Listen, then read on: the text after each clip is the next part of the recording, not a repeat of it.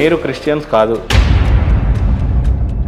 బైబిల్లో బూతులు ఉన్నాయి. అస్సలు లేదు. మీరు లేదన్నారు, నేను చెప్తా. కన్న తండ్రి కూతురుతో సంసారం వ్యభిచారం చేస్తాడు, ఉందా లేదా?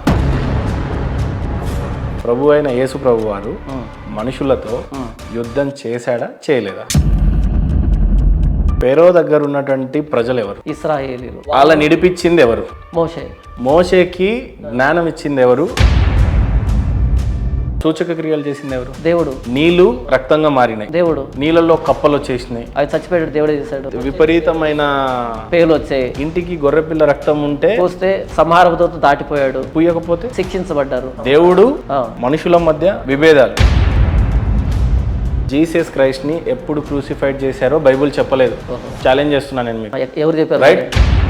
మీరు బైబుల్ చదివారు? చదివాను. రామాయణం చదవలేదు, భగవద్గీతను చదవలేదు, మహాభారతం చదవలేదు, వేదాలు చదవలే, రైట్? చదవలేదు. ఇతిహాసాలు ఏమీ చదవలేదు. బైబిల్ గురించి 100 ఇంటర్వ్యూలు చేస్తా కానీ మీరు పుట్టినటువంటి హిందూయిజంలో పుట్టి. నేను హిందూయిజంలో పుట్టలేదన్నా. మీ నాన్న హిందూయిజము అంటే ఈ హిందూయిజంలో ఉన్నాడని తెలిసింది, నేను హిందూయిజంలో పుట్టలేదు.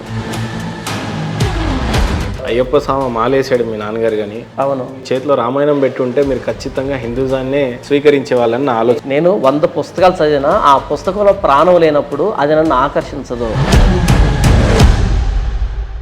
జాన్ పాల్ హిందూగా ఉండి కూడా క్రిస్టియన్ గా మారిపోయిందంటే కేవలము ఈ క్రిస్టియానిటీకే చెందుతుంది మతం మార్పిడి అనేది. ఈ ప్రచారం అన్నది క్రిస్టియానిటీలో తప్ప ఇంకెక్కడ మీకు కనబడదు.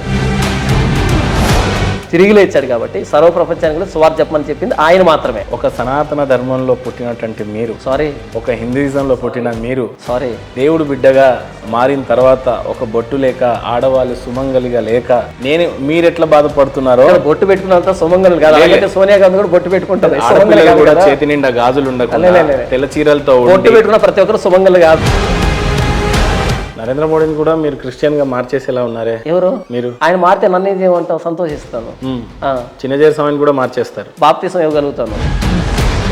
యేసు ప్రభుల వారు మళ్ళీ తిరిగి వస్తానని చెప్పాడు. రెండవ రాకడ జరగబోతుంది. అంత దినంలో ఎలాంటివి జరుగుతాయి అని చెప్పేసి పొందుపరిచారు అందులో. అవును. ఎలాంటివి జరుగుతాయి అని చెప్పారు, కొద్దిగా మీరు చెప్పగలరు?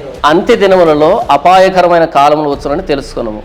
ఎలాగనగా మనుషులు స్వార్థప్రియులు, ధనాపేక్షలు, బింకములాడువారు, అహంకారులు, దోషకులు. మీకు దేవాలయాలు పురాతనమైనవి చెప్పడానికి ఏమన్నా ఉన్నాయా? క్రిస్టియానిటీకి దేవాలయాలు లేవు. క్రిస్టియన్ సోదరులంతా కూడా ఇజ్రాయెల్కి ఎందుకు వెళ్తా ఉన్నారు? ఇట్ ఈస్ హిస్టారికల్ ప్లేస్ అన్న.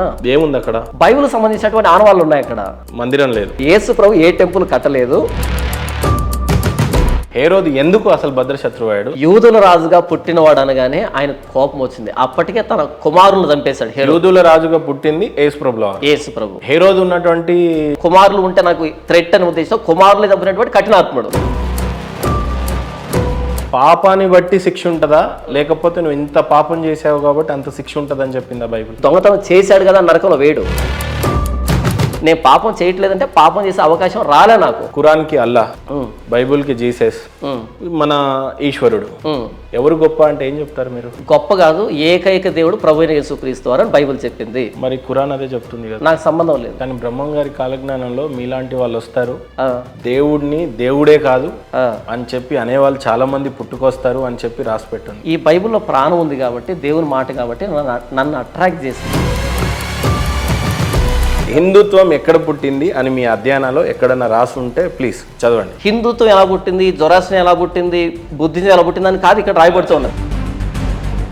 లేదన్న, బైబుల్ ఇంకెక్కడా దేంతో మ్యాచ్ కాదు. ప్రజా ప్రతినిధులకు మతంతో సంబంధం ఉండదంట. అవును. రేపు మీరు కూడా రాజకీయాల్లోకి వస్తే ప్రసాదాలు తినాల్సి ఉంటుంది. తినను. మీరు కూడా హోమాల్లో కూర్చోవాల్సి ఉంటుంది, వెళ్ళను. పూజలు చేయాల్సి ఉంటుంది, చేయొచ్చు అంటా. మరి విజయప్రసాద్ రెడ్డి గారు వడ్డీలో వ్యాపారం చేశారు. వ్యాపారం మంచిది, చేయొచ్చు అని కూడా చెప్పాడు రీసెంట్గా. ఒక వ్యక్తి చనిపోయినప్పుడు పరలోకం వెళ్తాడు, నరకం పోతాడంటే ఏమో దేవుడు తెలుసు, మనకేం తెలుసు అన్నాడు. ఇప్పుడు విజయప్రసాద్ రెడ్డి గారికి ఉన్న వరం ఏంటంటే ఏమంటారు? వాక్యాన్ని వక్రీకరించి దాన్ని నందిని పంది, పంది నంది, మసిగుసి మారేడు కాడి చేయడం, ఆ వరం ఒకటి ఉంది. ఆయన సెక్యులర్ అని చెప్పుకున్నాడు అంటే పాస్టర్గా అన్ఫిట్ అని దాని అర్థం. జాన్ పాల్ గారు రాధా మనోహర్ దాస్ గారితో డిబేట్కి కూర్చుంటే సిద్ధమేనా మీరు? రేపు భక్తులు కూడా సిద్ధమే. డిబేట్లో మీరు భగవద్గీతనే చదవలేదు, రామాయణం చదవలేదు, మీరు ఎట్లా ప్రామాణికంగా? డిబేట్ దీని మీద జరగాలి.